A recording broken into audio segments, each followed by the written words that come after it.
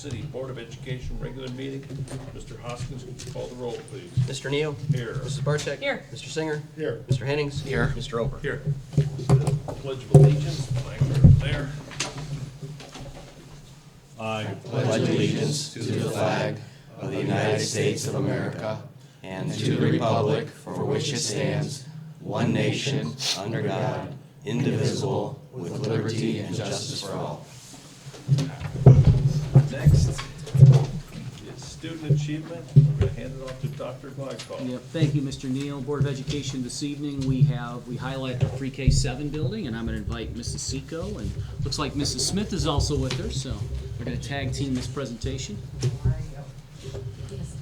That's fine. That'd be great. I'll stand over here out of the Do way. you guys want a clicker? Sure. Yes. Can you handle that? I can. All right, I think I can. You- Well, here, Down arrow. do you want it? Nope, I'm good. We're a year and a quarter into us at Brooklyn School, and we want to highlight what the kids are. Sometimes it's harder to get our younger kids here to the school, so we are going to just kind of go over some of the changes we made and the things that we're seeing going on. Some curriculum updates. We have started working with our letters training with our kindergarten through 8th grade ELA teachers, any teacher at all that teaches ELA title, intervention specialists. And part of that is Haggerty. And what that is, this is Miss Burke with a 3rd grade class, and the kids absolutely love it. They do hand gestures for like all the different things. So if you have the word bat, at, and you take out the B and add a C, at, cat. And so their hands are moving, their bodies are moving. So seeing the kids do that in class, the first couple weeks it takes a little while to get used to those hand gestures. We're punching it out, we're moving. So it's really taking off. One of the things we know, and I shared last spring, rhyming is a very difficult task. Our kiddos, we don't hear nursery rhymes like we all did when we were growing up. So we're trying to do a lot with that. I didn't hear it. We started implementing MAP assessments this year, and that's one of our diagnostics. So we had our first round of MAP testing in September, and we're going to get ready for our second round. We'll do it anywhere from December 2nd or 3rd, whatever that Monday is, to December 15th, somewhere in there. And what that is it assesses them in math and in ELA standards, and then it gives us a comparison to grade level and also a comparison to how they did, and then it gives us projections, and it shows us what they need to work on compared to the standards, what things they've already mastered in the standards, what things do they need reinforcements.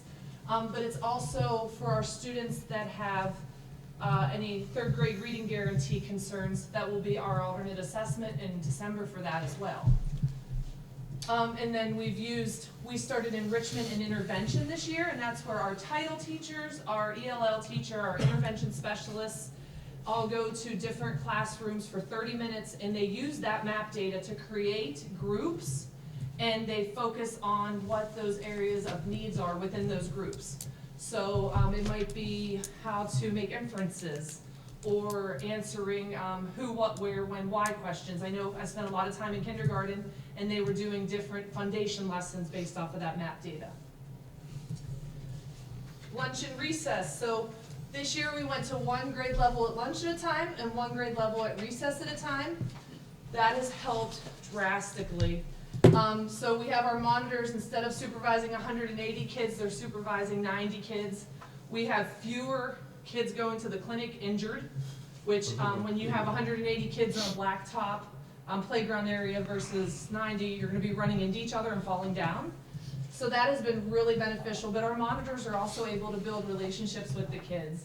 And when you're in the position of a monitor, you work with every kid in the district, just like a PE teacher and our art teacher, bless you. Thank you. So it's harder to build those relationships, so that they're able to do that this year. And the cafeteria is a little quieter because we don't have 2 sides competing against each other for noise. It's also resulted in fewer discipline referrals that have come from the monitors and from the teachers after recess or during recess. You know, things transpire and then they send them to the office. That has decreased. And the kids are playing together. We got some Foursquare put out there. We got a shed donated. We got to get a lock on that. But they're learning how to play together, and that's important. Our playground equipment is lasting longer too. Yes. So this was a very good change. A second change that we've made is the boys mentorship program, which I know Dr. Glykoff mentioned at the last board meeting, I believe. Mr. Jones here, some pictures. He works with our 4th through 7th graders, and you can see they're goofy and smiling, but they love him. And so far, what this mentorship program has done, we saw a need that our boys, our males, need a strong role model. They need to know about leadership skills, organization skills, academic skills. What does success look like? And he has been able to come in and really provide that male role. I mean, we're 2 females, and we do the best we can with the boys, but they need another male in there. So he comes in, he's talking with them, he's working with them, they're looking forward to it. He's worked in Lorraine City Schools, Columbus City Schools, Cleveland City Schools. He really wants to, he's a great guy. He just wants to help the kids. He even helps some of our kids who may not be in the group, some of our younger kids, but they just need somebody to talk to, and he's really open and willing, and he's just a really good guy overall. So we're very lucky. I got a few comments about what the kids thought of him so far. I really like Mr. Jones. He's a real cool dude. That's good. The other one I wish he was here like 4 days a week, Miss Smith. We need him like 4 days a week. So I said, well, let's start, baby steps.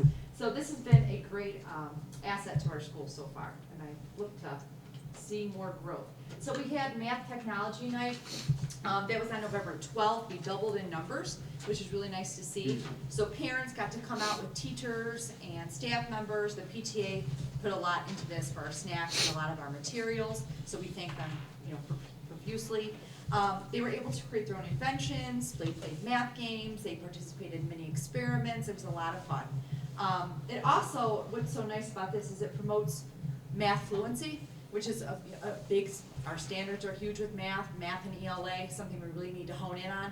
So this night helps with that, and it gets parents to understand what they need to do at home and how to help their students succeed in math. And everything that they did at math night, they could also take home to do. So the teachers, or we had student helpers that would help them, and we were giving them a little backpack from the bike rodeo, and they put all the stuff in there so they could take it home and keep playing it.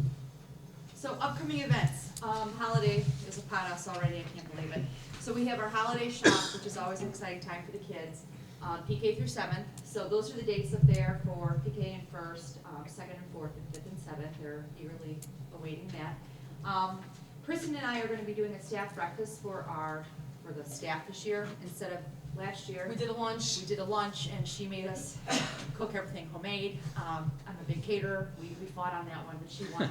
So we're going to do a staff breakfast this year. It was really nice. Everybody got to sit down and talk as a group and build that rapport and relationships. Shop with the Cop is coming up. I give kudos to Officer Meadows. He's huge in doing that. And it's really nice that he's able to take some of our kids who don't get the privilege of having a fruitful holiday season and giving them that kind of Christmas and holiday. Brooklyn Cares. Anybody can adopt a family. This is also, I think, an awesome opportunity to help within our community. And we've given Mrs. Marquez's information there. And I'm really, anybody that can help, if you can adopt a family, it would I think go last a year long way. we helped about 150 kids Yeah. with the Brooklyn Cares. Yeah. And everything comes here, and then the families come and pick it up. Yeah, it's heartwarming, around those times. Music concerts are coming. Look for more information on that. The kids have been practicing. And then Polar Express Parents Night Out. So ages 3rd through 4th grade, put on by the Hurricanes who are assisting this. Really fun. The kids enjoy it. It's $20 for a kid, but it's like going to the movies. They have Polar Express, popcorn, snacks. And it's also, I think it's a really important night because parents actually get a night out. They can have a date night or go Christmas shopping that night because you don't have the kids looking over your shoulders and looking through the gifts that you're buying for them. So that's a good opportunity the kids are really excited about coming up. Some other things that we're doing, we started attendance mediations a few years ago. House Bill 410 came out. It switched us from converting, we went from days to hours. And then there are so many hours, then we have to hold mediation or attendance meetings with the families. Linda Etheridge handles all of our attendance stuff. But this year we partnered with the juvenile court and the ESC to be more proactive versus reactive. So here in October and then just today, I sit in meetings all day with these people. So the juvenile court mediator, the ESC community partner, myself, a guidance counselor, a teacher, and the family, and we set a schedule up for the entire day, and we rotate families through that have either have attendance concerns or They have had attendance concerns in the past, and we want to just sit down and be collaborative and just make sure that we're all working together so that we are meeting the needs of the families as well as the kids, and we identify the needs and the strategies to help them. It's really been interesting in sitting down and talking with the families, and you get to know the kids. And after the last mediation, I sent personal letters to every family like little cards to every family we met with, because they come in at a time that we give them because we have to go to a specific schedule. And I appreciate them taking their child's attendance as seriously as we do. And we know that 10 days a year, that's 67 hours approximately of education. That, by the time from kindergarten to senior year, that's almost a whole year of academics.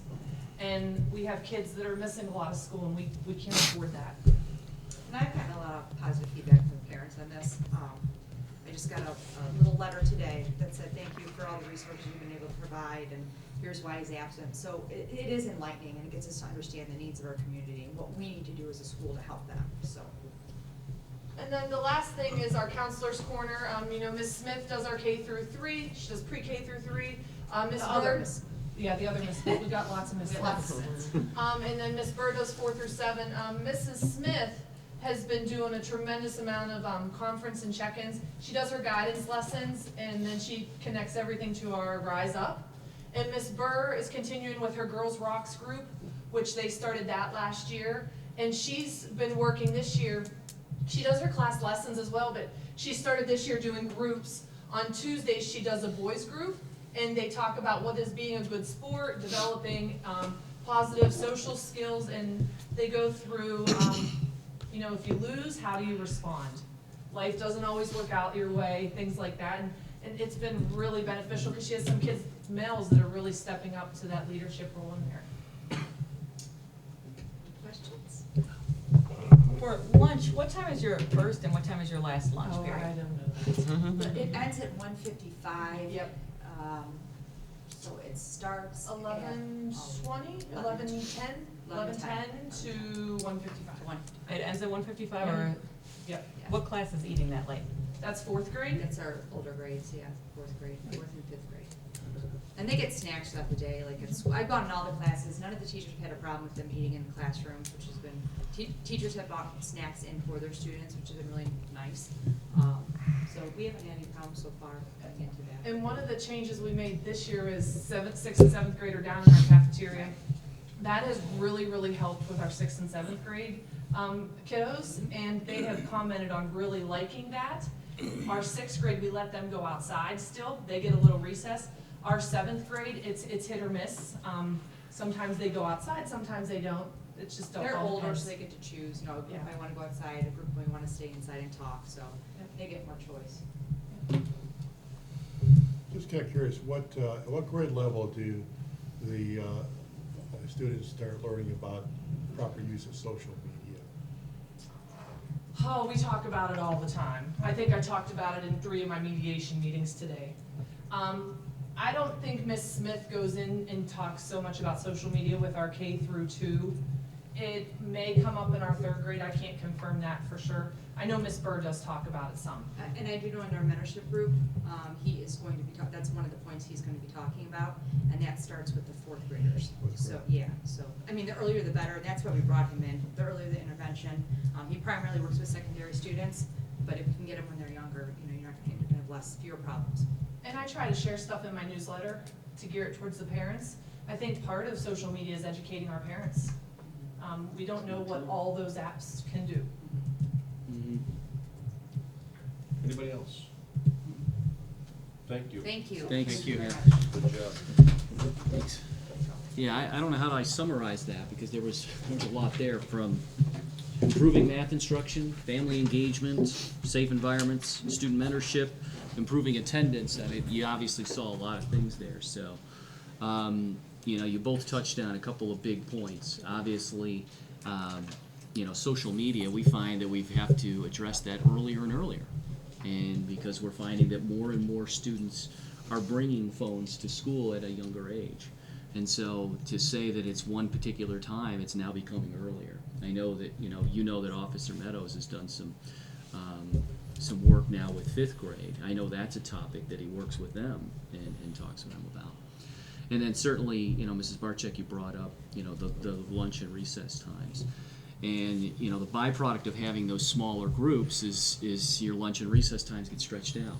So I know that the teachers have been mindful about, you know, allowing them snack for either the morning or the afternoon, depending on, you know, if they have that later or the early lunchtime as well. So a lot of stuff there. Thanks, ladies. Appreciate it. Thank you. Next, we're going to go on to comments from visitors. In order for the board to fulfill its obligation to complete the planned agenda in an effective and efficient fashion, a maximum of 30 minutes of public participation as pertains to school-related topics will be permitted at each meeting. Each person wishing to address the board will approach the podium and state his, her name, and address. If several people wish to speak, each person will be allotted 3 minutes until total time of 30 minutes is used. During that period, no person may speak twice until all who desire to speak have had an opportunity to do so. The period of public participation may be extended by a vote of majority of the board. Anybody?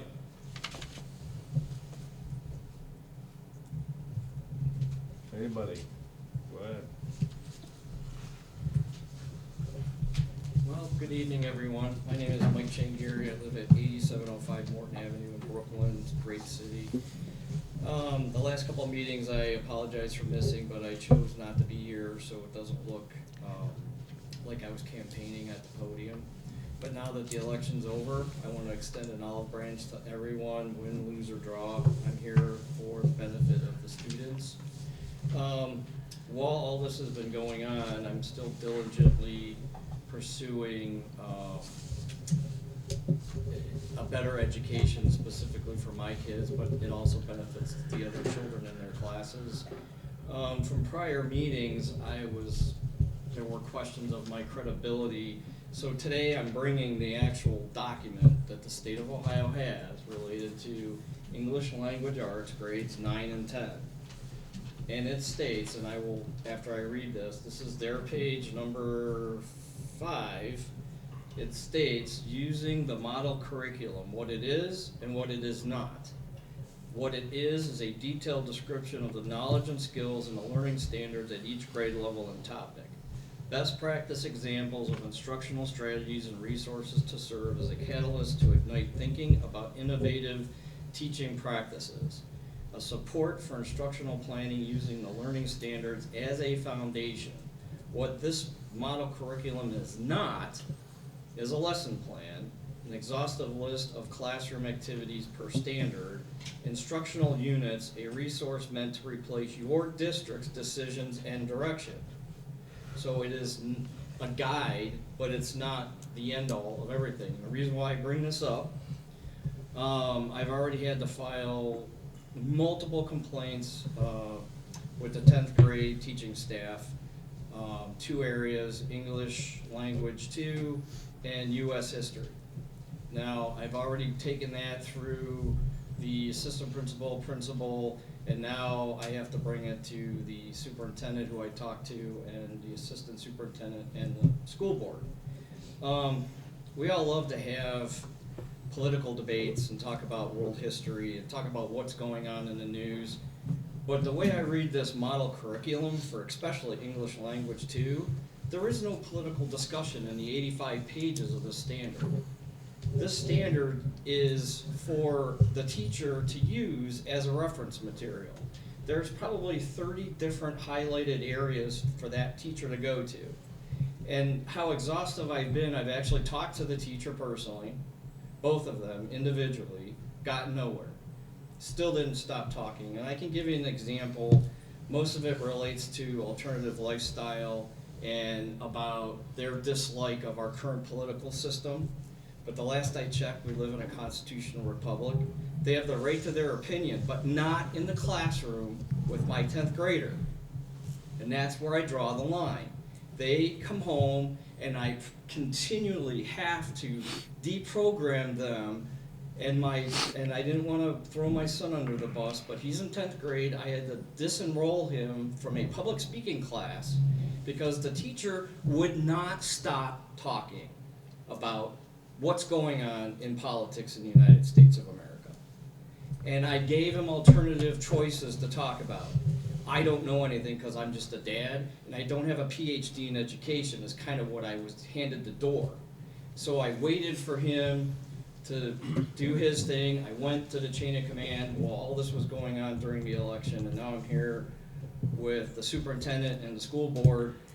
All I want is for the gentlemen, both of them, to teach U.S. history on a timeline and not their personal opinion about how life was when my family's history goes back to Ellis Island and I can prove how they were treated.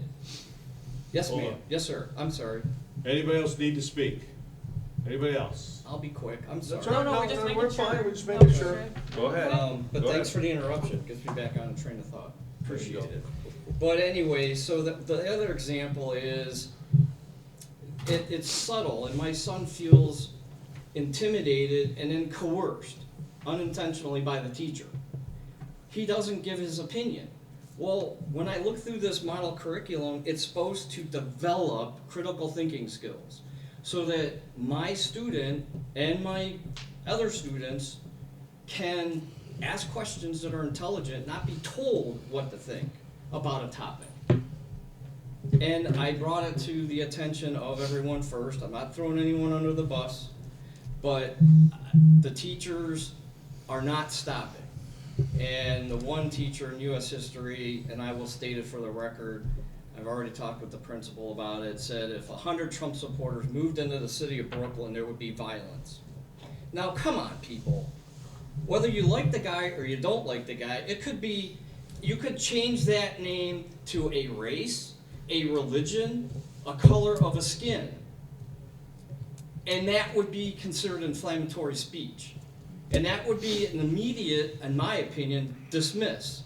But because he's trashing someone that people don't agree with, English language arts and U.S. history, come on. If it was political science, I would be okay with it. But my 10th grader needs to understand how to write a complete sentence and create the thought of creative thinking, which, by the way, this 85-page standard is awesome. And I credited our assistant superintendent with adopting it. So I will, one more thing, and then I will be done. Just one more? The other item I mentioned to both Dr. Glykoff and Ms. Kalish, if I pronounce your name wrong, I apologize. In 8th grade, there's another standard, which is a model curriculum. And I called the teacher out on this. She's a very good teacher, and I think it was an unintentional mistake. But my poor daughter strives to be the best person she can be, like we all do. She comes home, I'm in the driveway of the school, she says, they asked me today what I was guilty of. And I went, okay, honey, and I stopped the car and I said, how was that brought to you? Well, it was a creative or critical thinking skill to get you to think about what you're guilty of. Well, unfortunately, my daughter is very concrete. And she said things that were only supposed to be between God and her, or a counselor and her, or her father and her. And when I brought it to the attention of the assistant principal and principal, they looked at the standard, the model curriculum, and they said, we need to choose the other part, where the child needs to come up with the topic to just think about and discuss with her peers. But it's in there where you can ask those critical thinking skills, but saying, what are you guilty of in 8th grade is almost tantamount to confession in church. And I was, my daughter, God bless her, is excelling to the best of her ability, and she's exceeding everything that I've ever asked of her, but she's extremely honest. She doesn't know how to say, I'm guilty of eating too much chocolate, or I'm guilty of a trivial response. It's hard-hitting to the core of what she felt. That's why I took offense to it so much. It became almost like, oh my God, when I Google Classroom, she wrote a letter in the computer database that's been deleted, thank God, because it's nobody's business what my daughter thinks. It's her creator and her. So, and I appreciate your staff here, and I will say two more things. The pre-K through 7 staff that's here is phenomenal, and Mr. Wingler and Mr. Haar are phenomenal. And I'm not advocating for them, but I see what they're doing, and I see the results. And I am so happy when I hear of something that is kind of catastrophic in the district, and I know that the result, their decision meets the crime. So when a child is guilty of violating not only community rules, but the whole 9 yards of inciting public panic, they took care of it. And you guys addressed it. And I'm happy with that, because my kids want to come to school and they want to learn. So with that, last thing, and Bob was there with me. I have to give a plug to our No, I veterans. wasn't. God I swear to bless God, them. he didn't do it. Yeah, It wasn't me. What are you guilty of? I don't know. No, But I'm sure your daughter would come up with something. we tried to put on, and we've done for the last several years in the pre-K through 7, but the high school jumped on board. I was asked to help. The Veterans Day thing the whole ceremony is phenomenal. Being a direct descendant of an MIA POW from World War II, it really made my heart warm to see the job that they did at that table, because it honored that individual in my family's life, and my kids were like totally proud of, we got it. So we had, the high school added like coffee and danishes, and next year we're going to try, with the help of the administration, another day or time when we can get more veterans to participate. Because unfortunately, we all work, so they couldn't attend at 9 o'clock in the morning, but kudos. And I'm done. Thank you so much. God bless you all. Thank You don't have one more thing? Just one more thing? Yes. No, I'm just asking you. One more Oh, thing? no. God bless America. Attaboy. Anybody else? Thank you. We're gonna go on to the superintendent's report. Dr. Blackwell. All right. I have a report tonight. I want to hit on a few different things. I want to first start with this, because this is our first meeting since then. I want to thank the community for passing of issue 2. We are indebted to our community, but certainly 65% support shows a lot of support for what we are doing in our schools. And so I'm pleased with that. I know that our staff is pleased by that, but really the benefactors are our students. And so I would be remiss if I didn't start with that and say what a wonderful mandate that was from our community. So thank you very much. But time moves on. And so what does that mean? Let's dig a little bit deeper into this, give you a little bit.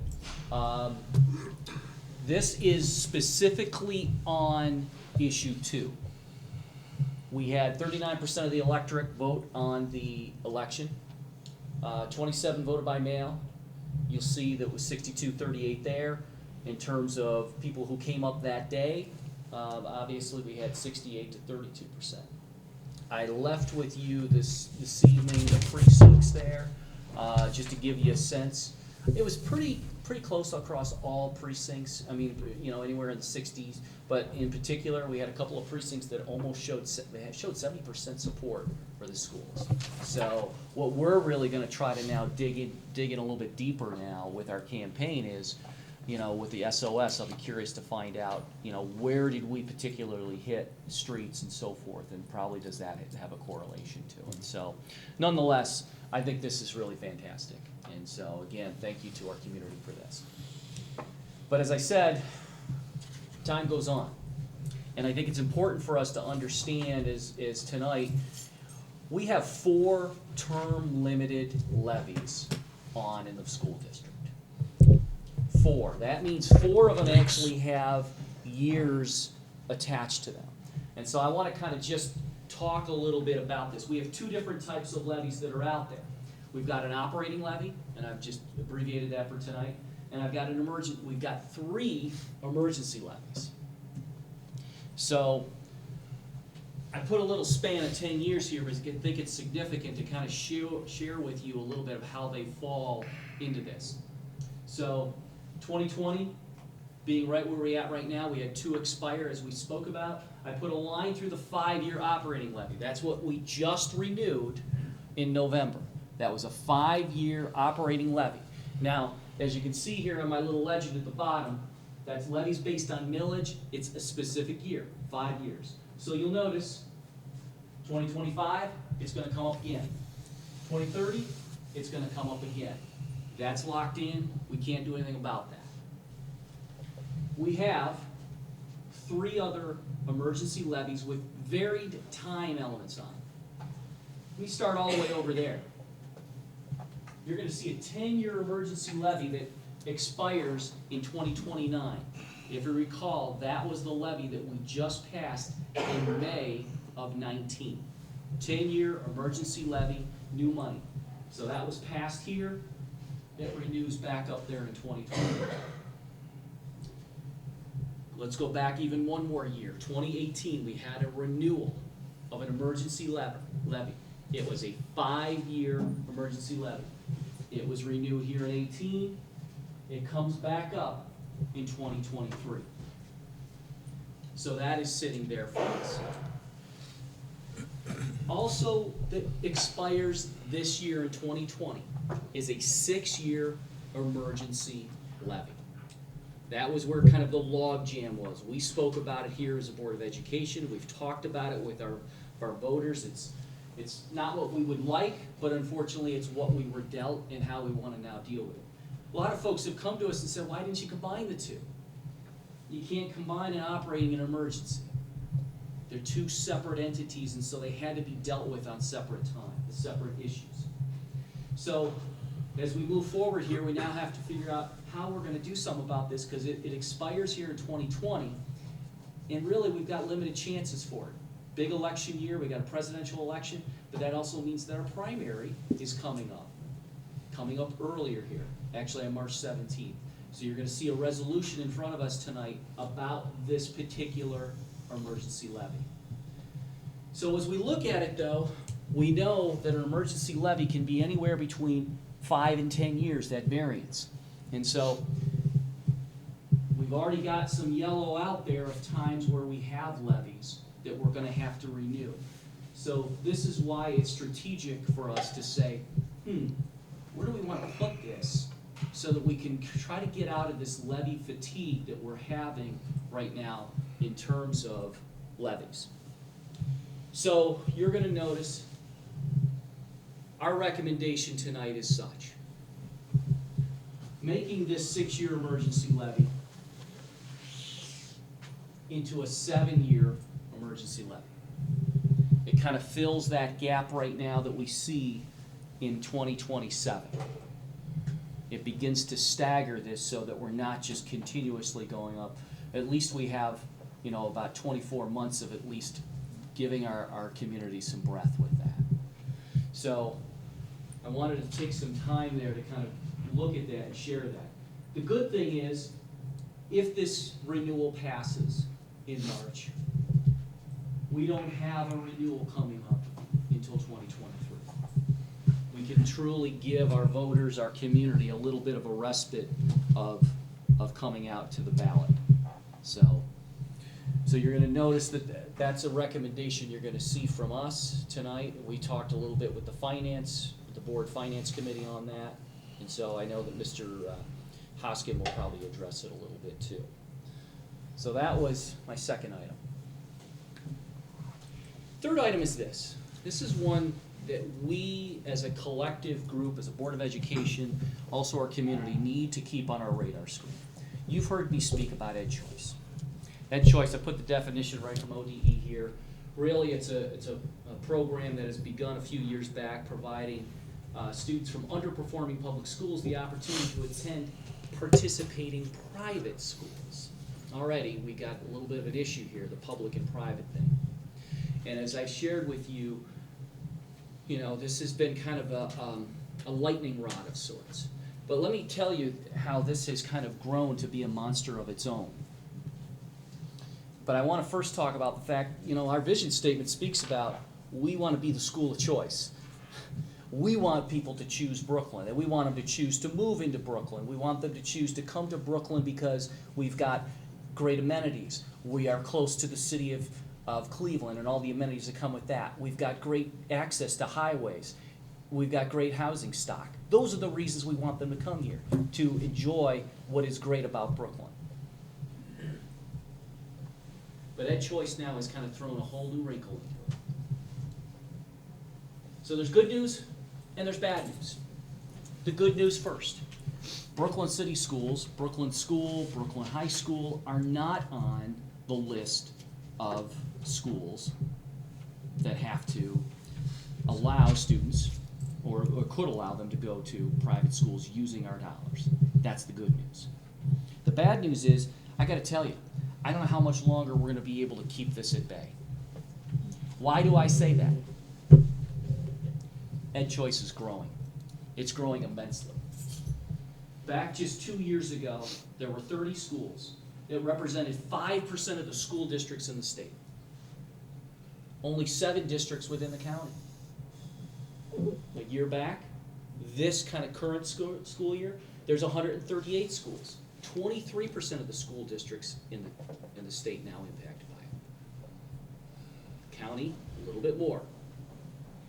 So the new list, based on the latest report card, came out and said, well, these are the ones that are underperforming. And I put that in air quotes for a reason. 70%, it represents 70% of school districts. 70%. How many school districts are in Cuyahoga County, to give people a perspective about the 18? 32, right? 32? Is that right? 30. I believe it's 32, but I'm We'll not 100% sure. We'll get that number for you. But so that means that over half of Oh, yeah. over half of Cuyahoga County is. So, but as you look at this, so Ed Choice is really is grown to become more than underperforming school districts. This is really an attack on public education. Let's just call it as it is.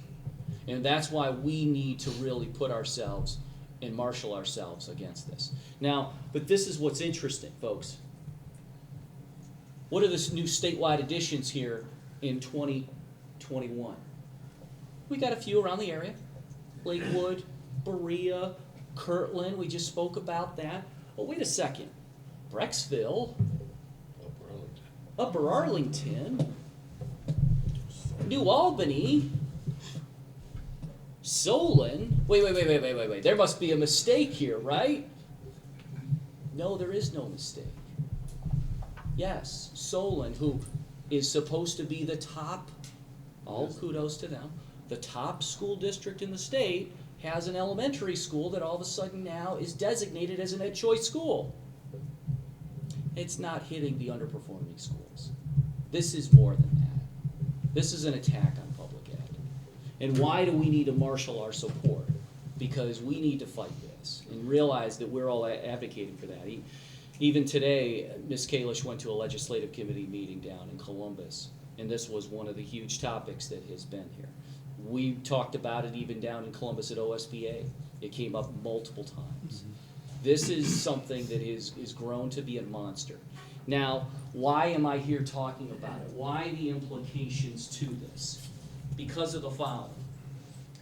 Ed Choice allows public dollars to be used for non-public and parochial schools. Wait a second. It takes it directly from us. It's not even like there's this pot of money that goes to these schools. They take it directly from us. And so we have a fundamental issue with that. And it takes it at a pretty high rate. Every year. Amen. Per student. Yeah. So much so that in Cleveland Heights University Heights, who's been living this in their school district, I think they've lost in excess of $6 million per year from their general fund because of Ed Choice. So why are we advocating heavily against it? I have 2 reasons why, fundamentally. It's inequitable. You have heard me speak a lot about where we are with our foundation. we get about $700 per kid from the state of Ohio. Okay, we get 700. All of a sudden, let's just say we were under Ed Choice. All of a sudden now, if a student said maybe pre-K 7 was under Ed Choice and they wanted to go to St. Thomas More, 4640 or 4650 is following that kid there. Even though we only got 700. That's what I mean. It's inequitable. That's just not okay. The other issue I have with it is Isn't this. that what, excuse me, isn't Go that for it. what's going on now? With Well- these kids that decide they want to go to a charter school or any other school? Isn't that the money Yes. already going there now? Correct. This is private, though. But this now Right. is a private.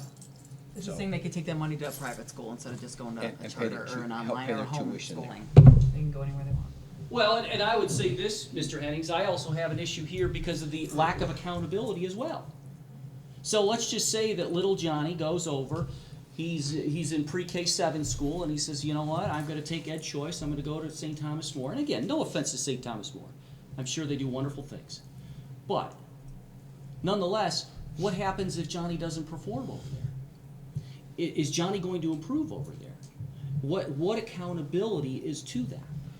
If he doesn't, do we get the money back? What if Johnny doesn't make it there? We probably get Johnny back. You don't get the money back. We won't get the money back. Another piece of this too is that students who do not attend our schools but live in the district, so there may be a homeschooled student who would qualify under this too. Yeah, they've changed the rules now, so you no longer have to be sitting in our seats to be eligible for this. You can be out there in another seat and now eligible for it. They used to have some rules behind it where you had to be in the school, or maybe even be in the school for a year. No longer those rules apply.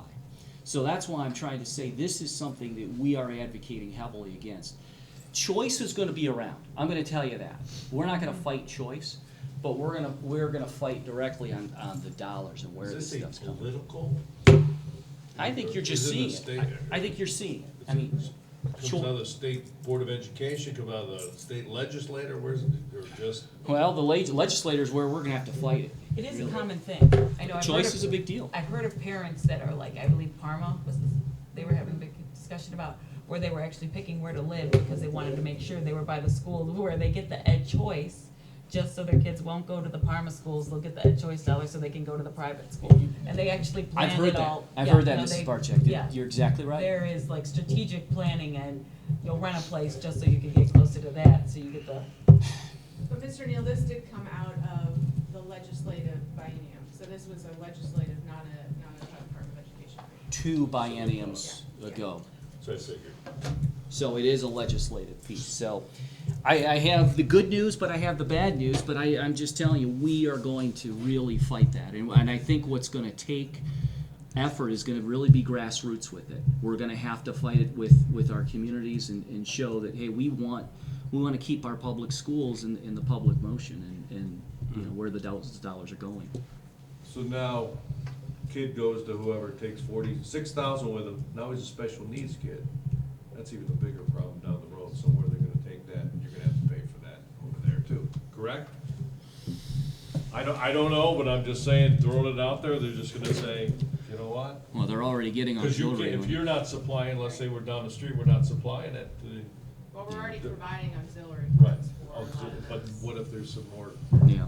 Well, you have an open-ended. that's somewhere down the road, it's coming down the pike. Dr. Glykoff, you mentioned homeschool. If a student decides to leave here and then be homeschooled, did that mean they take $4,600 also? No? Okay, good. No, but the other Talk about non-accountability with that one. Some homeschools to where they are like considered a school, like with a. Well, you know, home where they home do take that instruction money? is home instruct. I don't know of that. There could be, Mrs. Barczyk, but I know that in, you know, in home instruction. Yeah. I know with home instruction though, they have to apply to me. They have to tell me exactly what the curriculum is. They have to explain how they're going to assess that. At the end of the year, I have to get a packet of things. They have to get that authorized by someone. So, I mean, there's stringent responsibilities to that. This has opened up a can of worms on what they classify as homeless students as well for Ed Choice, hasn't it? Well, I mean, homeless children, you know, homeless students, the definition is definitely broadened there, and we have to be respectful and responsive to that.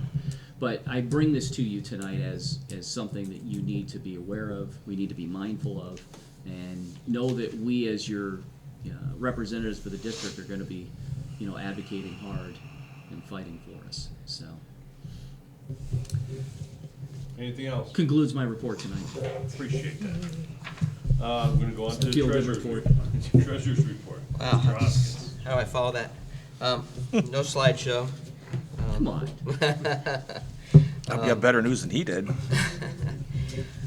First of all, I want to formally introduce Eric Molnar. Am I right? Eric has been working in my office as an intern, treasurer intern. There are several requirements to get your treasurer's license. Eric is currently teaching English at Lorraine Community College, and one of the requirements to become a treasurer is that you have your bachelor's degree. Second requirement is you have at least 9 hours of accounting. Third requirement is that you take school law. Fourth is school finance. And fifth is you spend 300 hours in a treasurer's office learning about everything. And so, fortunately, there's lots of opportunities in my office to learn about everything. So we have gone through payroll, and we've gone through accounts payable, and we've gone through board meetings, and we've gone through the policy and the law and all those things. So it's a great opportunity for me to mentor someone. It's a great opportunity for him to be exposed to a lot of things. So that's the first thing, and I appreciate the board allowing him to be, as far as a participant up here tonight, just to see what it's like to look out at the audience instead of being out at the audience and looking in. Secondly, our gap audit has been completed. So the gap conversion, not the audit. The gap conversion has been completed, which means the financial statements have been produced in accrual accounting form instead of just cash form. And that has to be filed, financial statements have to be filed by November 30th, and all I have to do now is review them, read over the 85 pages of the financial statements, and see if everything's okay. I've done the preliminary work on that. I did the notes, had a couple of changes that I found that were mentioned as not following policy, but when I pointed it out, what actually was not policy, it is policy. It was just worded incorrectly in the notes. But when we referred to the policy, we found that the policy was different than what we had in the notes, so we fixed that. We are gearing up for the end of the fiscal year. We're trying to make sure that all of our leaves are up to date in the software. They are up to date in the absence reporting software, but not in our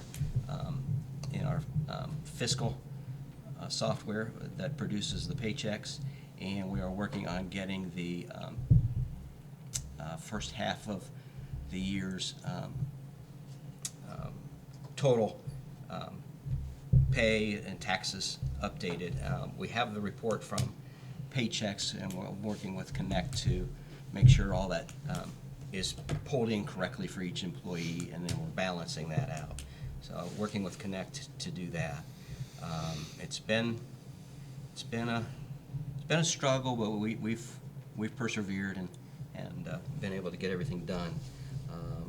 Maybe not quite on time, but it's being completed. The end of the year is coming up fast. So we're going to have a tax budget. I need to poll the board members, including 2 new board members, on planning our organizational meeting date, time, and place. So I'll be contacting you individually, find out what that'll be, and then on December 17th meeting, we'll make that announcement, and we'll have to elect the president pro tem for that meeting, to preside over that meeting, and then elect the president. So lots to do in a short period of time. And I'll have more when we get to other business after the resolutions. Okay. Comments from board members, board committee reports. We'll start with Mr. Henning. Thank you, Mr. President. First off, I'd like to thank the residents for passing the renewal. It goes a long way with the kids. They definitely need to keep the same programs going. It helps them all, so thank you very much. Anyone who is interested in having breakfast with Santa, please contact the post-prom. I'm not quite sure where it's at, but Kelly Kroll and Kelly Supek is handling that. Last year, they had the pleasure of sitting with Dr. Glykoff and myself. Was it last year or the year before? Was it last year when we had our I think pictures? It was last year. Was it last year? And I Okay, think yeah. We got a date with Santa again. Yeah. Also, congratulations to Alyssa Helmick and Ian Kroll for enlisting in the military. Alyssa just enlisted into the National Guard, and Ian Kroll enlisted into the Navy. He's going to do some swimming. God bless them, both. Also, I'd like to thank Dr. Glykoff for the Veterans Day. It was really good. Seems like every year it gets bigger and bigger. I think a lot of the people that are in the city think you got to have a kid in the school. So many thought that this would be the last time because their kid was graduating. So where we had to tell them that, no, you don't have to have a kid in the school. It's about veterans. So thanks for having the Veterans Day. And I was kind of amazed that every one of those kids knew the Pledge of Allegiance. I even said, they still do that? I'm like, wow, that's great. God, did I say it to you? I said it to them, like, they all know the Pledge of Allegiance. Wow, that's great. Hurricanes Alley. Everyone has had a chance to drive over Hurricanes Alley. Looks good. I drove over it a few times. No bumps. My truck felt better. Minimal bumps, but yeah, it looks real good. Just suggestion, lay low on the plowing and not so much salt. It'll last a little longer. Really nice.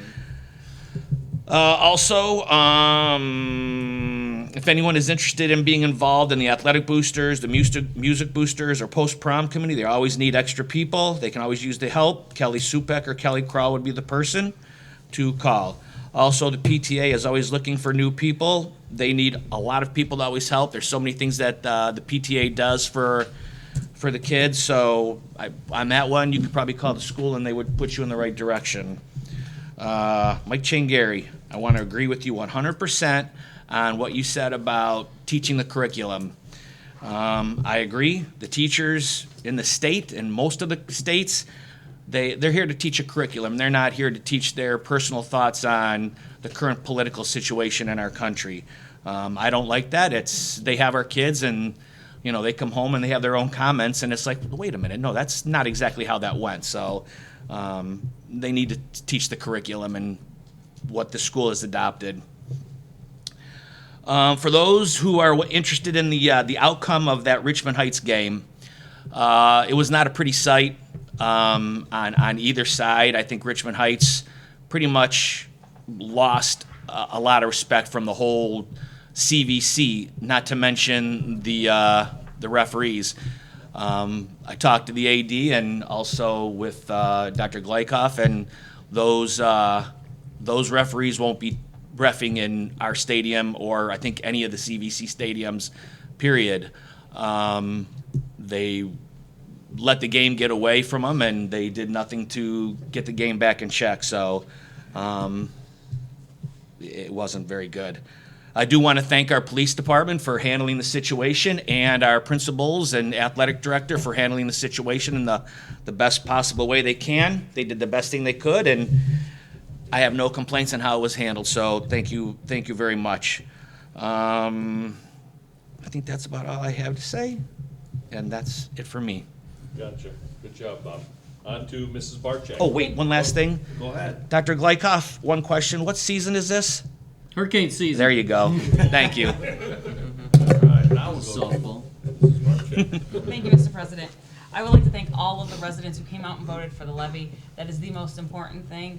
It really does build the entire community, is built around our schools and our kids. Thank you. And if I could say anything, it would be continue to support the Brooklyn schools and continue to support our students. And thank you so much, because it really does. It means a lot to the kids, and I don't think that we realize how fortunate we are until we hear about other school districts that were unfortunate and did not pass their levies and some of the drastic cuts that had to happen in those districts. And the people who were impacted the most and the people who continue to be impacted every day are the students who didn't have a chance and didn't have a voice to vote.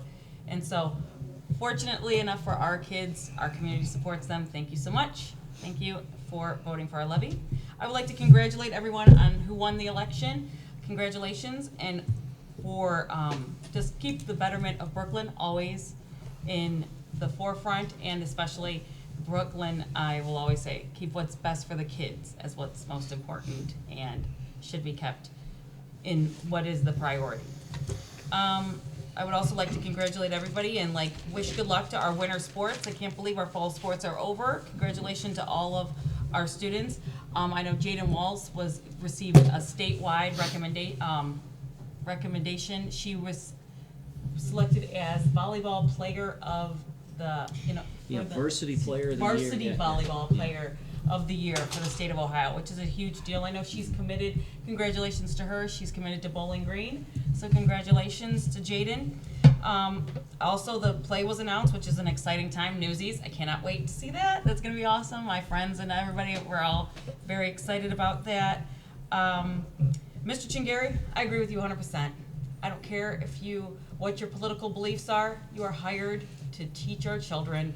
I don't feel that we should be using our tax dollars for any of our teachers to be spreading their personal political views to any of our students. If it was a political science class, I agree with you 100%. Then you could say certain things, but it's not. So there's certain things that need to stay out of our classrooms, and that is definitely one of them. And I don't, personally for me, I don't, because I've received phone calls from other people that had concerns about this. I don't care where your political views fall, whether they align with what I agree with, what I don't agree with. That isn't relevant. Don't say it to the kids. Keep your opinion to yourself. Teach the students. Leave that out of the classroom. Because all that does is create a divide, and it's very polarizing. Politics is polarizing for everybody. So why would we bring it into our classroom? Bring it to the kids. We're here to teach kids critical thinking and let them make the decisions when they are old enough. We are not here to put our personal views or opinions on them in any way. We are here to guide them to grow enough to where they can make those decisions as adults, what they feel is right, and that is how I feel about it. I am 100% for kids knowing what's going on, but we don't need to give it with a political spin. We don't, and we don't need to give it with any kind of, our opinions need to stay out of it, and I think for the respect of all of us, but especially the students and the families, everyone needs to leave their political views when you come to the door. There's certain, and if people don't like that, then you should have picked a profession where you didn't have to keep your opinions to yourself, is my opinion.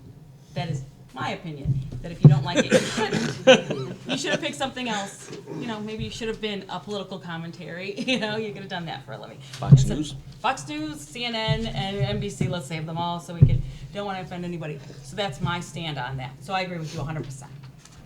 So, and I can always be reached at 216-406-4304. If you have any concerns about anything, you can always give me a call. Thank you, Mr. President. You got it. We're gonna go on to Mr. Sager. Thank you, Mr. President. First of all, I'd like to send another welcome to Mr. Molnar. Thank you for being here. Thank you very much. And God bless you for all the work you're doing with Dave, all the help that you're giving him. I know. It's gotta be a lot of work. He needs it. The OSBA Capital Conference was very informative and instructive for me. I had a chance to attend a webinar, seminar on the Dublin Bridge Street project. And if any of you are familiar with Dublin, Ohio, they had a consortium of a cooperation between the city of Dublin and the school district of Dublin, and did some fantastic things for financing, basically a redevelopment of the area around the river of Dublin. And it was quite amazing to see how collaborative efforts between the city of Dublin and the school district resulted in just a fantastic shopping area and residential areas. Dublin historically kind of like Brooklyn, where it's an aging population, and they saw the need for having transitional housing, luxury apartment housing for millennials who choose not to buy a 1/3 acre, 4-bedroom, 3-bath home. And with corporations moving into the area of Dublin, they found the happy medium of providing additional housing. Dublin Schools had the opportunity to purchase a $8.9 million high school building, office building, that now serves as kind of a quasi JVS building. And all this was done with TIF money, which in plain English is basically the financing of the project was done with, again, cooperation and leadership of the city and the schools. The lesson for me that what we need to do is look at alternative financing possibilities. The use of our land, again, has to be explored. The school district didn't own any property, by the way, in Dublin. But there are a lot of things a lot of hurdles that both the city and the school district had to compromise on and deal with, and they did it successfully with a multi-million dollar project that really benefited the entire community of Dublin. So that was a real eye-opener for me, and I kind of enjoyed sitting through that session at the Ohio School Board Association meeting. I'd like to, again, thank everybody for the passage of the operating levy renewal. Most importantly, I really want to thank Mike, you were out there, Kathy, Earl. I saw people out there for hours, look at me, freezing their butts off, just being there, supporting our schools. And God bless you all, because I think that had a lot to do with the passage of the levy. When they see people like Mike coming up and supporting the levy, Kathy, you have so much influence in this community, and Earl, a lifelong supporter of our schools. I can't tell you how important that is to me as a board member and as a parent. When I see people coming out, and it's easy to sit back and watch TV in the comfort of your home, but all of you chose to be out there and with the troops and put your voice vote in and also support. So thank you for that. Mike, you were spot on, and nobody wants to admit to it, but part of the problems with that choice is the fact that this is, if you ever know what the word blowback means, this is kind of, I think, a response by state legislators who are getting a lot of pushback from parents and from groups who are saying that we are politicizing our schools too much. And rather than educating our students, they're trying to indoctrinate our students. And I don't want to say that happens in Brooklyn, but we have to be very, very vigilant and be guarding of teachers who decide that they're going to grade or they're going to choose class instruction. Stuff that doesn't support, to use Bonnie's words and Bob's words, critical thinking, but being told basically how to think. And that's something I hope I never see in the Brooklyn school system. So I think we have to be on guard for that. And I know sometimes it's unintended consequences. I think, students will ask a lot of questions, and sometimes the questions themselves are loaded questions. But as a professional, I think you have to be very, very careful with the response that you give to students, because they're looking to you for leadership, and they're looking for you for guidance and for answers. And sometimes the answer you give them might, again, not reflect what you want them to learn. So, yeah, it's an unfortunate byproduct of the polarization of our society, but we have to deal with that. I want to say congratulations to our newest board members, Mary Lee Bowen, and to Rob Slattery. Congratulations on your elections. And I want to say congratulations again, Bonnie mentioned Jaden for her award, statewide award, and her scholarship to Baldwin Wallace. Bowling Bowling Green. Green, I'm sorry. Bowling Green. Bowling Green. I forgot, Mom went to the beach. And that's the end of my report, Mr. President. Thank you, Mr. Singer, and I go on to Mr. Oper. Thank you, Mr. President. I'd like to thank Mrs. Seco and Mrs. Smith on tonight. You guys got everything covered from about A to Z, and some other letters that I can't think of right now. Thanks, Mr. Chang. I won't go into detail, but I'll echo my fellow board members on that. Polaris, the ribbon cutting was a great event. The timing was very good. It was 70 degrees that day, and the next day it was 40 and windy and rain and everything else. How was the food? Oh, it was great. I wasn't going to bring it up, but since you asked. It was fantastic. It was just a shame the rest of the board members couldn't be there. Yeah. It's not even in my notes. It wasn't. I walked out of there so full, I don't think I could eat till the next day. Yeah, right. Registration for, can I go on? No. Still gotta laugh. Registration for juniors and seniors for players was happening this Thursday, and I'm sure the sophomores and freshmen are already quite aware of that. Let's see. And even if you don't plan on register, if you're not a freshman or sophomore, you can go out and check out the new building. The Culinary Arts Program got another award, not that they need it anymore, but the Ohio School Board's Northeast Region 2019 Most Valuable JVS and Vocational Program. That's in addition to all the state and national championships that they have. Let's see, let me skip over a couple of things. Dr. Glykoff and I met to talk about legislation, considering what we talked about earlier, which is scary in itself. There's House Bill 305. The one thing that really stuck to me, and this is kind of scary as well, there's a House Bill 76 talking about ballot language for levies. And we've all had issues talking about is the way it's structured, is it fair, is it not fair? We always use the yardstick, we're trying to explain a levy of $100,000 house, how much is gonna cost you in taxes. So the sensible thing, I guess, if you look at it kind of from the outside, is they're gonna finally put something like that on the ballot. This is gonna cost you X if it's a $100,000 house. But they're not making the distinction if it's a brand new levy or if it's a renewal levy. So people are gonna see the fact that it's a renewal levy, which is no new taxes, but they're gonna see this is gonna cost you this. So there could be, create some confusion as far as, I'm gonna get charged X amount of dollars more. So that still has to be kind of addressed. There's a few other things, I'll go into them as throughout the year, but that's the one that really stuck out to me, is they're not really explaining what the language is going to, they want to change the language, which is good, but what they're going to change it to may not be so good. I attended a Capitol Conference as well, and attended a few presentations. One of them was kind of interesting to me. It kind of brought out what Polaris does.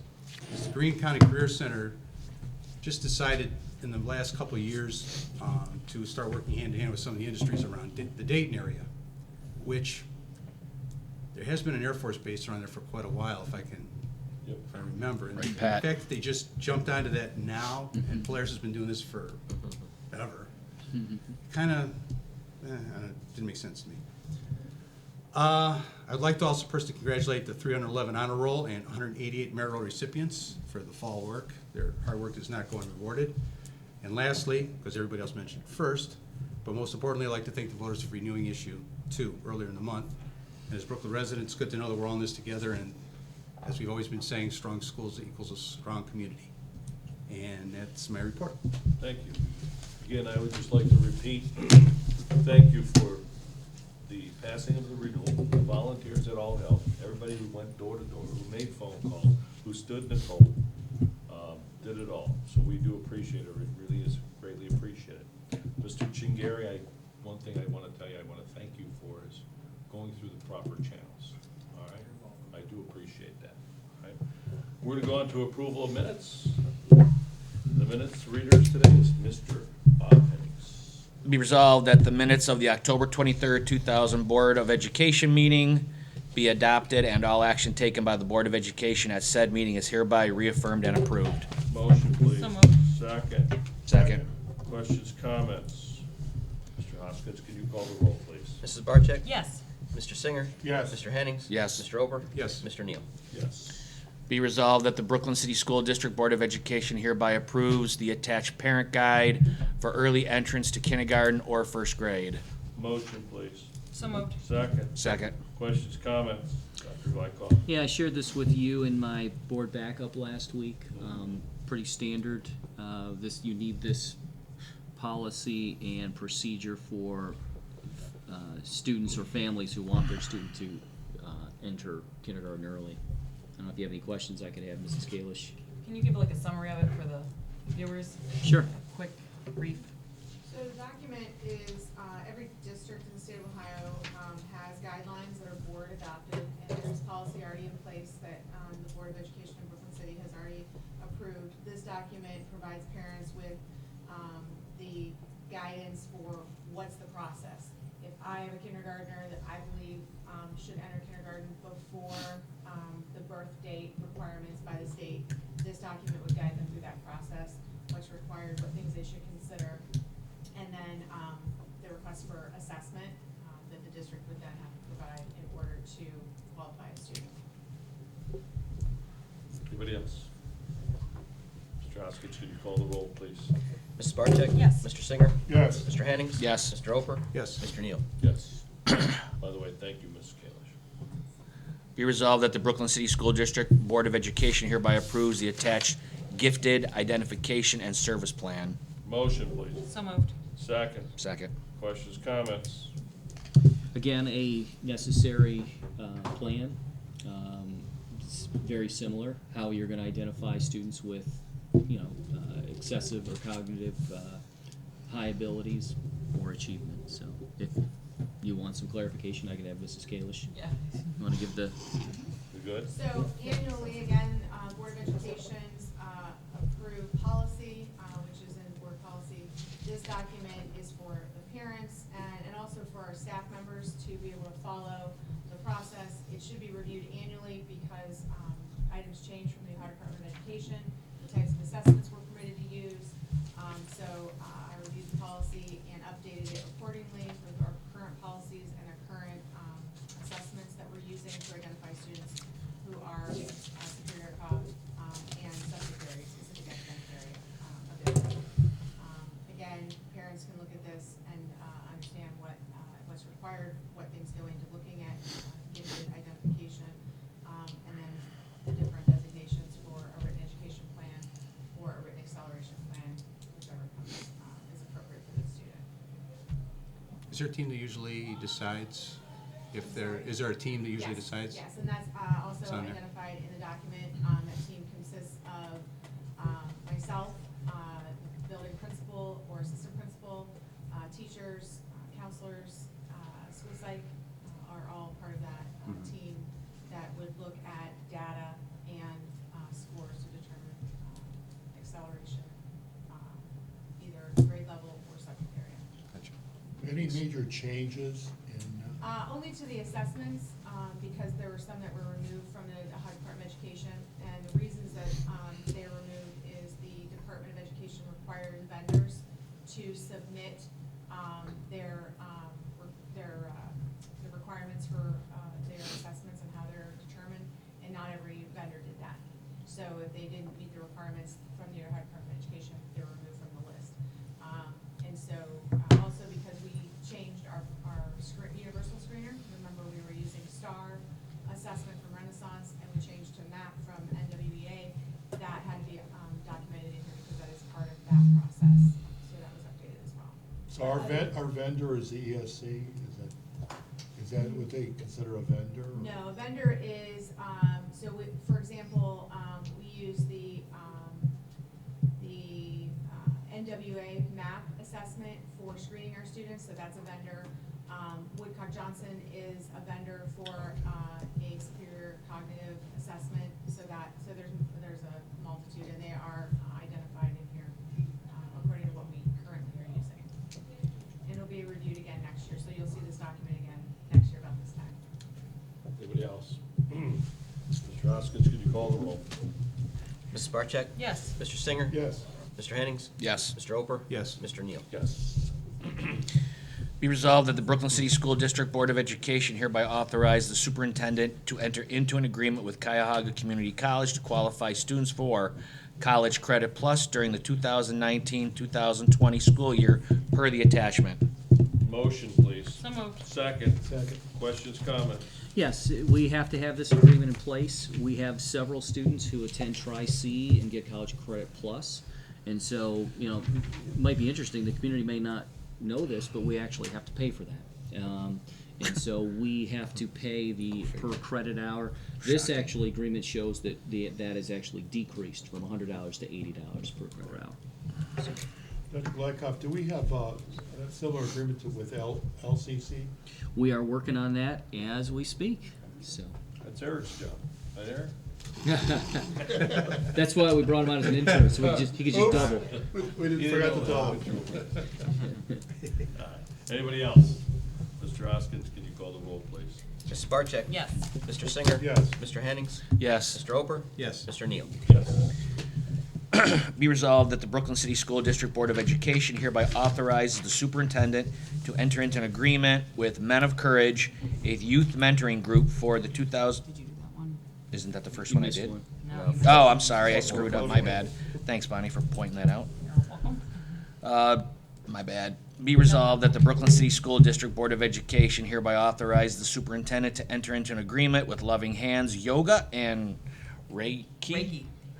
Thank you, LLC for the 2019-2020 school year, agreement on file in the treasurer's office. Motion, please. So moved. Second. Second. Questions, comments? Yeah, this is for our youngest learners, our preschoolers. They go through some yoga and preschool, and this is paid for, just so you know, out of our UPK dollars. But happens about, I think, 3 times a month. So Okay. Yoga, eh? Yeah. We'll we explain what teach- Reiki is after Do we the teach meeting. them how to say Huh? We'll namaste? explain what Reiki is to you. Yeah. Can you? Because I'm not getting this. I don't know if that's one. part of the I'm curriculum. not following this one, this Reiki thing. Ow. It's a little You Reiki. know what it means. Start with Neither does, you might have to tell us both. Okay. Or do you just want to just do the whole thing to everybody so we all know? No? Okay. We could all use some Reiki. I think everybody in our, we could all use some Reiki. Actually, Mr. President, I want to say, Dr. Glykoff, this is a great idea, great It is. program, so nice to see this. Okay, sounds like a plan.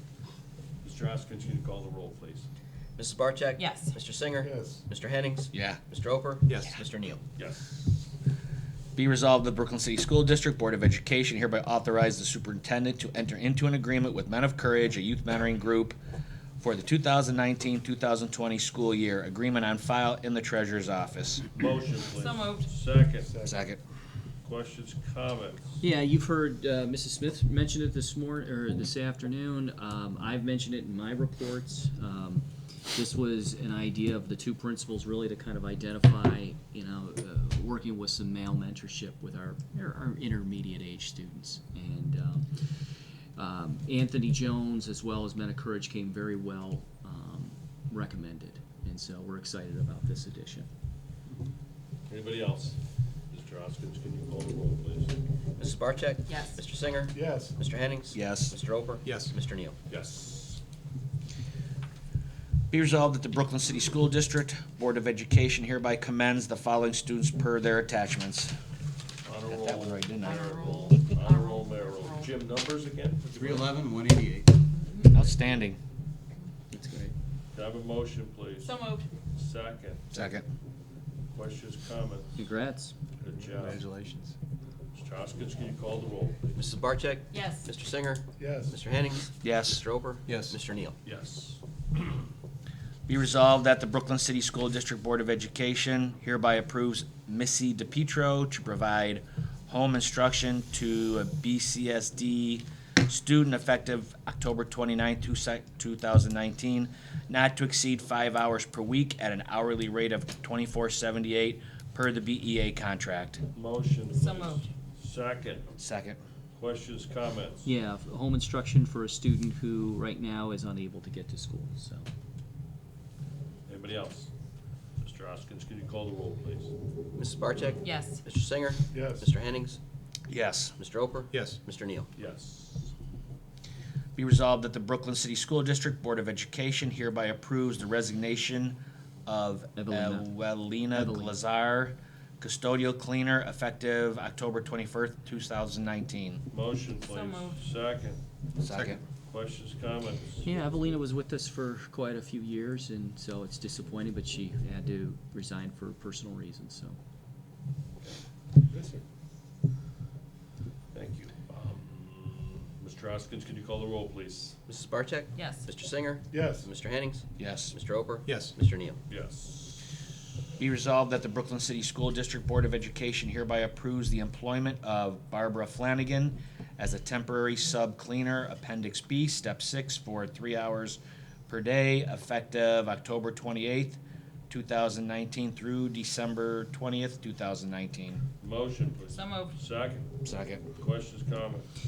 Yeah, because we were down some cleaning and custodial staff, we worked with the union about trying to get some temporary help, and this was one of the options we had to get some temporary help, at least through the calendar year, so. Okay. Mr. Oskins, can you call the roll? Mrs. Barcheck? Yes. Mr. Singer? Yes. Mr. Hennings? Yes. Mr. Oper? Yes. Mr. Neal? Yes. Be resolved that the Brooklyn City School District Board of Education hereby approves the employment of Ashley Johns, dishwasher, effective 10/30/2019, Step 1, Appendix B, 3.5 hours per day, and Elizabeth Dykoner, Correct. custodial cleaner, cleaning, effective 11/4/2019, Step 1, Appendix B, 6 hours per day for the 2019-2020 school year. Motion, please. So moved. Second. Second. Questions, comments?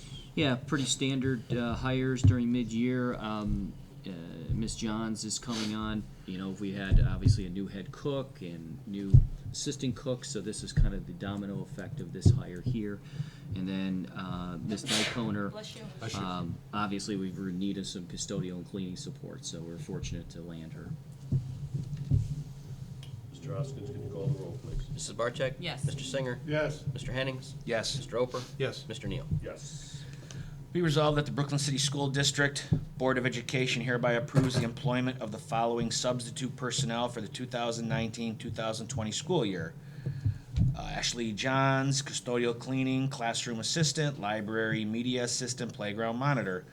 Elizabeth Dykoner, custodial cleaning, secretarial, and library media assistant. Savannah Davila, secretarial, playground monitor. Motion. So moved. Second. Second. Questions, comments? Our classified staff, as they become employed, can also apply to be substitutes in other classifications. So that's what this resolution is. Anybody else? Mr. Oskins, can you call the roll, please? Mrs. Barcheck? Yes. Mr. Singer? Yes. Mr. Hennings? Yes. Mr. Oper? Yes. Mr. Neal? Yes.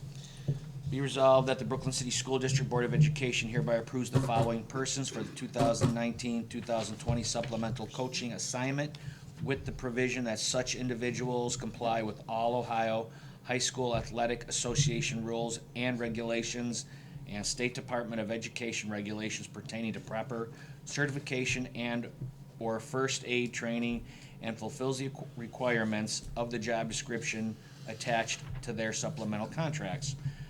Girls basketball, 8th grade coach Kristen Field. Girls 8th grade coach Sarah basketball coach Sarah McNamee.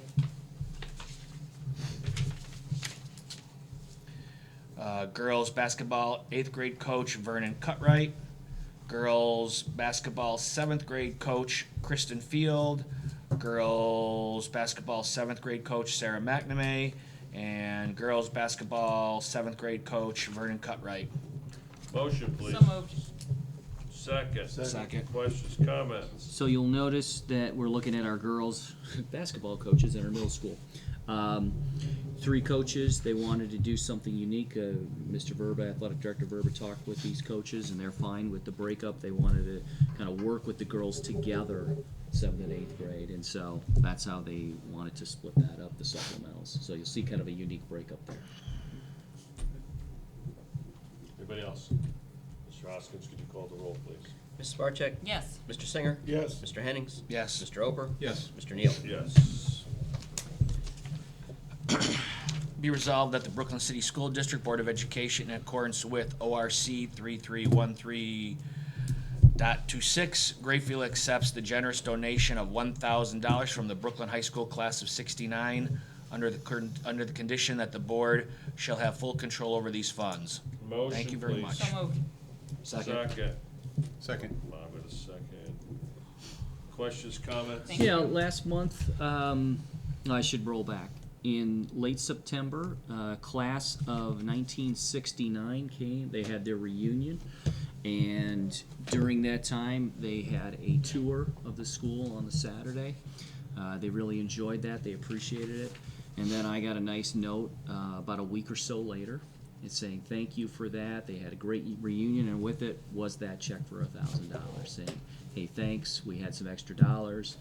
You know, we really wanted to give back. So I wanted to acknowledge that and share that with all of you. So we're always appreciative. It's great when the alumni come back.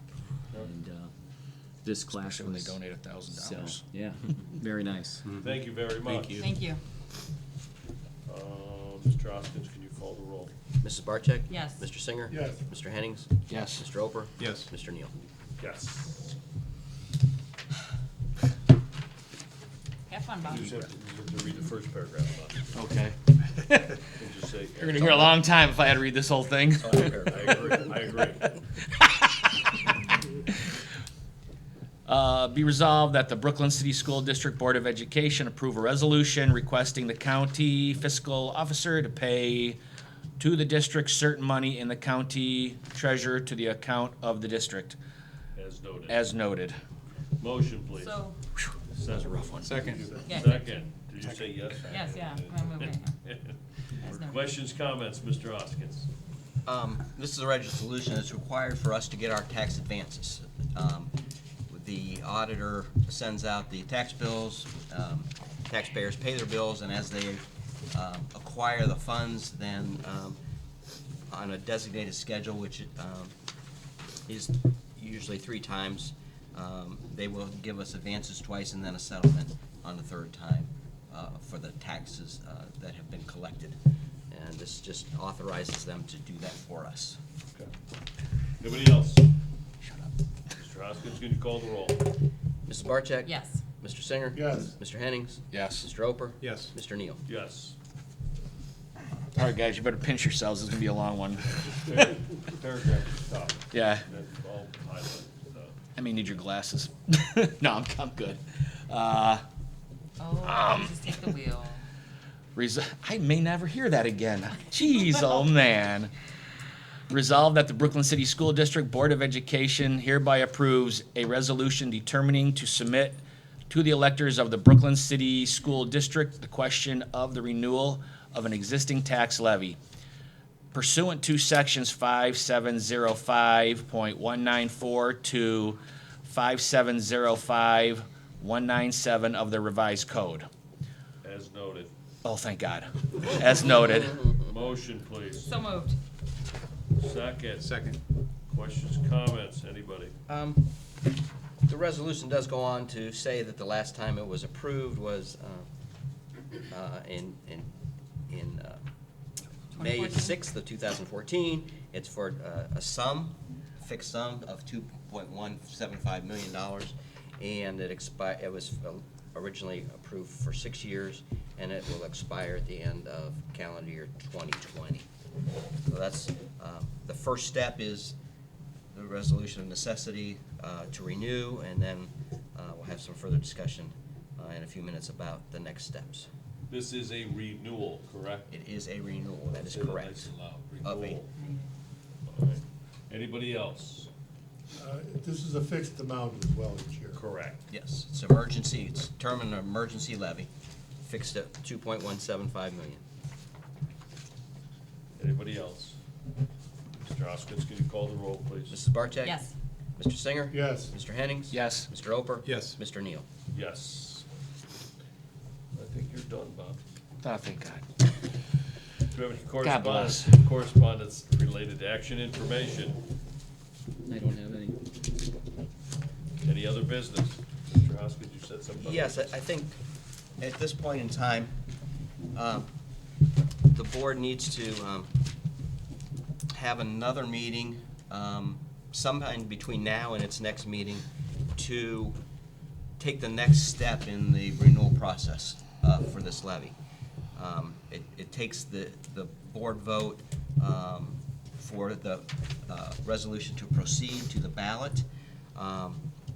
We could do it on December 17th at our regular meeting. However, I need to get it to the Board of Elections by December 18th at close of business. That puts it kind of close, depending on the weather and everything else, and what if we can't meet on December 17th? What if we don't have a quorum on December 17th? So I would prefer that the board, after some deliberation, decide on a date, time, and place where we could meet again to have a second resolution before the board, and then I would have some time then to get that to the Board of Elections. So, Correct me if I'm wrong, didn't we have a well, tentative date of November 25th?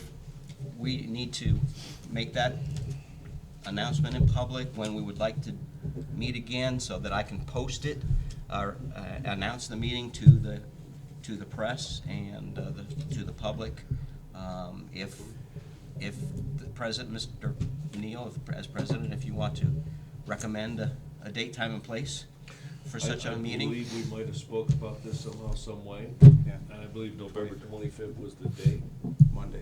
Monday, the 25th. Monday the 25th. 6 p.m. in the treasurer's conference room.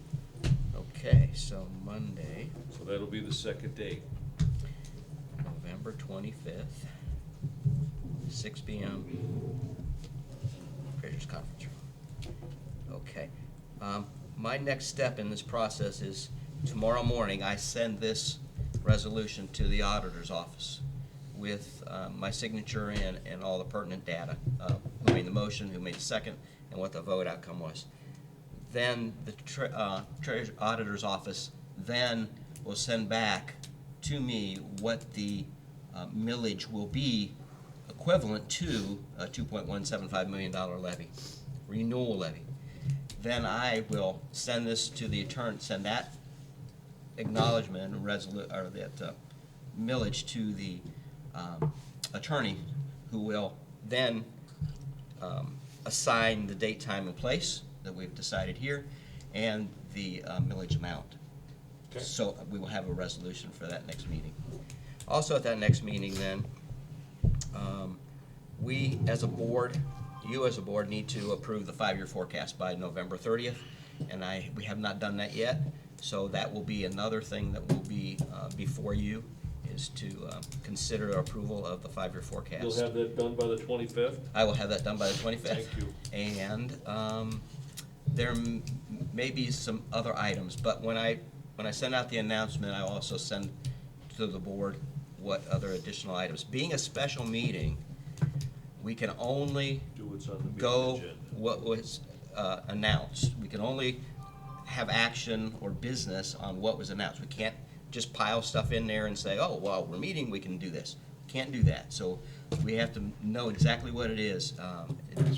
If we need to have an executive session, I need to announce that. So Dr. Glycock and I will be working on if there are any additional things that come before him or come before me, if the board has anything that they would need to consider. Thank God that we Executive were se- able to have the meeting, because if we needed to have that, if we needed to have it approved by the 30th and we couldn't have this meeting, where would we have been? We would do a special meeting for that. That's right, we didn't. No, I'm saying if you, We didn't. missing the point. Oh. Sure, something in meeting, on right. 7 Yeah. a.m. or something. Yeah, So, Yeah. that's right. then I will announce that meeting on Friday with all the particulars. Okay. Okay? Thank you. Anybody else? Just to follow up, breakfast with Santa, I've heard. No, not me. Saturday, December 6th, December 7th, I'm sorry, from 8 to 10 at Applebee's. So That's what I thought it was. if you want a picture with Santa and Mr. Hennings, I think that's, want to make sure that they're No. seeing both. Bitter at the with same the We were sweet. had our pictures. You got the job. Dr. I'll G- tell you that. See what I tell you? Good ho, ho, ho. Talk about two sides of the coin. Yeah. How about at your house with all the lights? Drive by the house. The lights starting to go up. Anybody else? That's it. Jim? Fortunately, they're all Anybody? LED. Bonnie? All right. All right, let's see. Announcement, next regular meeting of Board of Education, regular meeting, Tuesday, December 17, 2019, in the Treasurer's Conference Room located at the Board of Education. Wait a minute. That's the next regular meeting. Yeah. That's correct. Treasurer's Conference Room? No. Oh, no, that's not correct. Tuesday, the next regular meeting will be Tuesday, December 17th, Yep. in the Media Center, Mhm. located right here at the Board of Education, not the Board of Education, at 9200 Bidoff. Brooklyn, Ohio, at 6 PM, so we need to correct that. Treasurer's Yep. conference room is not in, we're in the Media Center, That's right. December 17th. That's how the minutes will read. Gotcha. All right. Next, we're gonna resolve that the Brooklyn City School District Board of Education enter into executive session to consider the sale or other disposition of unneeded, obsolete, or unfit for use property in accordance with section 505.10 of the revised code pursuant to RC 121.22G2. Motion, please. So moved. Second. Second. Questions, or not questions. Mr. Buskett, you call a roll. Mrs. Barcheck? Yes. Mr. Singer? Yes. Mr. Hennings? Yes. Mr. Roper? Yes. Mr. Neal? Yes. Time is The board 7:36. will not be doing any business after executive session.